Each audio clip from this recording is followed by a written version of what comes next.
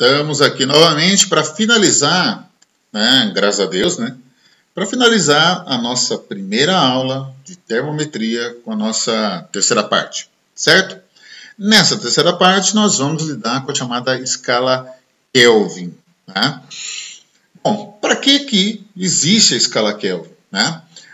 Uma historinha, né? O chamado Lord Kelvin, né, um britânico, inglês, né?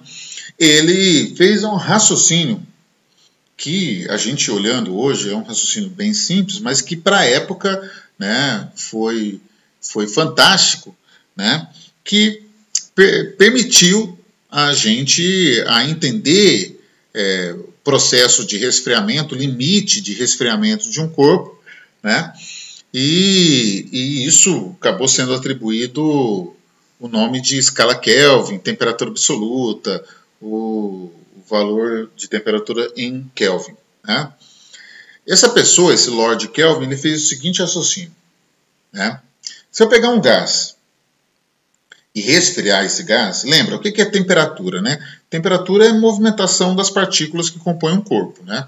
Então, a gente lá na aula inicial, na aula 1, na parte 1 dessa aula 1, a gente falou que temperatura é essa movimentação de moléculas. Quanto mais quente, mais agitadas estão as moléculas, quanto mais frias estão mais lentas. Né? Outro conceito que é importante aqui é o conceito de pressão. Então, quando você tem um gás dentro de um recipiente, ele bate nas paredes desse recipiente tentando escapar. A soma dessas batidas desse gás tentando escapar do recipiente é o que a gente chama de pressão. Aí você começa a entender também. Se eu aumento a temperatura, aumenta a agilidade das partículas, elas vão bater com mais frequência nas paredes do recipiente, tentando escapar, correto? Porque se você tem mais agitação, mais vezes elas vão bater na parede do recipiente tentando escapar. Mas o contrário também é verdadeiro. Se você for resfriando, o gás ele vai bater menos, suas partículas vão bater menos na parede do recipiente para tentar escapar. Isso o Kelvin pensou. Então quer dizer que se eu for esfriando, vai chegar uma hora que as partículas vão parar de se movimentar. A pressão vai a zero. E é nesse momento que se estabelece o chamado zero Kelvin. Tá certo? É a ideia de que um corpo parou de se movimentar completamente na sua estrutura. Não tem movimento algum. A isso a gente chama de zero absoluto ou zero Kelvin. É o limite inferior de temperatura. Não existe temperatura menor do que zero Kelvin. Tá certo? O que seria entendido como a total repouso da matéria. Tá certo? Só que como que funciona um átomo, colocando de uma maneira muito simples, né? Um átomo tem um núcleo e os elétrons girando na volta, né? Nós não conseguimos parar a movimentação de elétrons na volta de um núcleo num átomo. Se a gente não consegue parar, a gente consegue diminuir bastante, mas a gente não consegue parar. Se a gente não consegue parar, a escala Kelvin, ou melhor, o zero Kelvin, não a escala Kelvin, mas o zero Kelvin é uma condição que é inalcançável. A gente não consegue chegar no zero absoluto. A gente chega em valores próximos, né, com gases muito rarefeitos, tipo o espaço. O espaço não é o zero absoluto, tá certo? É um pouquinho mais quente do que isso. Porque com gases muito rarefeitos, com pouquíssima quantidade de matéria, fica mais fácil você chegar em situações onde a pressão é praticamente zero, mas nunca a gente consegue chegar em pressão zero e também nunca a gente vai conseguir chegar em temperatura zero 100%. Ok? Tá bem? Então, isso quer dizer que a escala Kelvin ela tem ciência dentro dela. Porque as outras escalas Celsius, Fahrenheit, qualquer outra, se você lembrar, foram chutes de valor. Lembra que a gente chutou valor para poder montar a escala? O Celsius chutou valor, o Fahrenheit também. A gente, quando montamos, é bonito. Nós, quando montamos a nossa escala grau I, nós chutamos valores. Certo? A escala Kelvin não é arbitrada desse jeito. Tá certo? É uma condição a partir da análise física do que está acontecendo dentro de um gás, mexendo com grandezas físicas, pressão, temperatura, volume e assim vai. Certo? Então, de modo que a escala Celsius, que é a nossa mais conhecida, utilizada pela gente, e a escala Kelvin se relacionam a partir dessa ideia que você está vendo aqui. Ó. O 0 Kelvin seria uma temperatura de menos 273 graus Celsius. Na verdade, é 273,15 graus Celsius. Mas a gente pode ignorar esse 0,15 que não vai fazer muita diferença. Tá certo? E de modo que uma variação na escala Celsius é exatamente igual a uma variação na escala Kelvin. Ou seja, de 0 a 100 graus Celsius, nós temos 273 até 373 Kelvin. Tá? Uma diferença de 100 também. Beleza? Agora nós vamos poder usar o T maiúsculo, mas para Celsius a gente continua usando θc. Ou qualquer outra escala θ. Certo? Então, o 0 Kelvin corresponde a menos 273 graus Celsius. Isso faz com que não exista temperatura em Kelvin negativa. Ah, eu fiz uma conta lá e deu menos 300 Kelvin. Está errado. Não existe essa possibilidade. Do mesmo jeito que não existe temperatura menor que menos 273 graus Celsius. Ou seja, fez uma conta e deu 500 graus Celsius negativo. Não existe. Tá certo? Tá?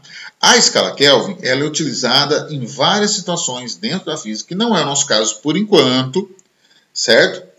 Se você notou, eu falei muito de gases e tal. Quando a gente trabalhar com gases, a temperatura Kelvin vai ser prioritária, vai ser a única escala que a gente vai usar para trabalhar com gases, tá certo? Mas nesse primeiro momento a gente praticamente não ouve falar de escala Kelvin. Tá certo? Mas em alguns procedimentos dentro de física tem que usar a escala Kelvin sempre. Tá certo? Beleza? Mas, como eu disse, logo agora no começo tem poucas questões, a gente não precisa se preocupar muito. Mas no futuro, dentro de física do segundo ano e em outras situações também, a gente precisa usar a escala Kelvin. Como ela é científica, ela faz parte do sistema internacional. Tá certo? Celsius e Fahrenheit não são. Beleza? Ah, e como que você transforma? Só para fechar, né? Porque ficou claro pela tabelinha, pela escala ali. Uma temperatura em Celsius, para você chegar em Kelvin, você soma 273. Uma temperatura em Kelvin, para chegar em Celsius, você subtrai 273. Tá? Lembra que não existe temperatura negativa em Kelvin e não tem grau no nome, não é grau Kelvin. É porque foi estabelecido desse jeito. Tá certo? Não existe grau Kelvin. É somente 300 Kelvin. Acabou. Tá bom? Outra coisa para te chamar a atenção é que aí está uma relação entre Celsius, Kelvin e Fahrenheit. Tá certo? Eu falei para você, não existe temperatura negativa em Celsius menor que 273 negativos. Então, fazer um cálculo menos 500 graus Celsius está errado. Do mesmo jeito que eu não tenho temperatura menor que menos 459 graus Fahrenheit. Se eu calcular uma temperatura de menos 300 Fahrenheit, tá beleza, mas menos 600 Fahrenheit não pode. Tanto quanto não posso menos 100 Kelvin, porque temperatura em Kelvin, o limite mínimo é 0. Limite máximo não existe, tá certo? Mas o limite mínimo é o 0 Kelvin. Fechou? Ok? Bom, por último, a ideia da relação das variações, tá certo? Nesse primeiro momento, nessa primeira parte, termometria, muitas vezes questões de Kelvin, tá certo? Ou é só transformar Kelvin em Celsius direto, somando 273, ou são questões de variação. Já que a variação é a mesma, é muito simples, né, a gente fazer essa relação.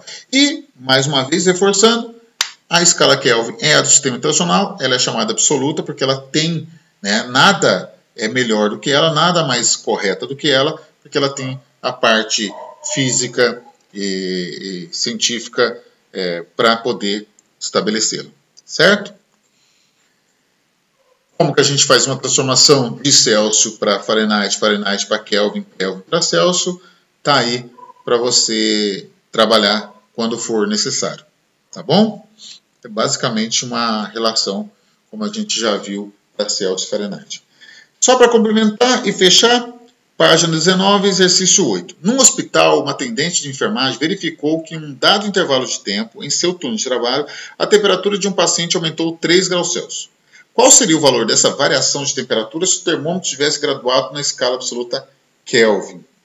Bom, se aumentou 3 graus Celsius em Celsius, vai aumentar 3 Kelvin em Kelvin. Por quê? Porque a variação em Celsius e a variação em Kelvin é exatamente a mesma. A variação, os números são diferentes, né? Essa questão fala assim, ó, eu quero saber essa temperatura em Kelvin. Seria quanto? É 3 mais 273, ou seja, 276 Kelvin.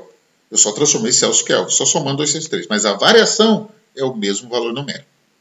Tá certo? Ok? 3 Kelvin. Tá? Eu dei um exemplo aqui. E é essa questão, para a gente finalizar de fato mesmo, que está na lista de exercícios, questão 22, uma questão caiu na prova do IF há um tempo atrás. Fala assim, Palmas é a capital do estado de Tocantins. Seu clima é caracterizado por temperaturas elevadas o ano todo, apesar de ter pequenas variações. Considerando que a média das temperaturas no mês de setembro do ano de 2009 foi de 36 graus Celsius, qual das alternativas a seguir indica essa mesma unidade da escala Kelvin? Aí é aquela coisa, como a gente agora há pouco falou naquele exemplo ali. É só para transformar Celsius em Kelvin. Então você só vai pegar 2, deixa eu fazer permanente aqui. 273 mais 36. Quando você soma 6 mais 3 já dá 9. Você não precisa continuar a conta, né? Porque a única que tem 9 no final é 309. Mas 27 mais 3 é 30, 309. Certo?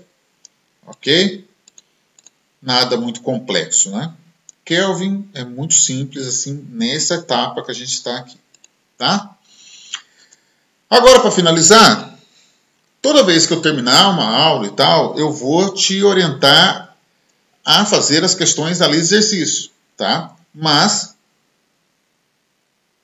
tem questões do livro também, tá? Então, lá na lista de exercício, você vai perceber que logo no começo da lista, tem dizendo assim, ó, antes de você fazer a lista, dá uma olhada no livro das páginas tal até a página tal, lê a teoria, né, estuda, depois você vai fazer as questões do livro, tais do livro, na página tal, e depois você vem e faz essas questões da lista.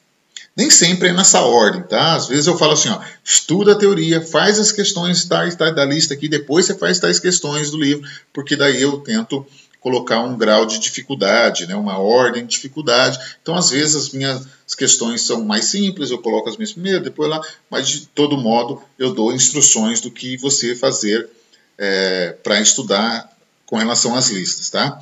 Outra coisa também que você pode perceber, né, é que a minha lista, ela tem, normalmente, não é sempre que dá para fazer isso, mas normalmente ela tem duas partes. Uma parte com questões genéricas, assim, de livro, questão de vestibular né, geral, e tem uma parte que são só dos nossos vestibulares aqui próximos da gente, IFTO, UNIRG, UFT, Unitins, Católica, onde tiver aqui questões daquela respectiva matéria, e o Enem, tá certo?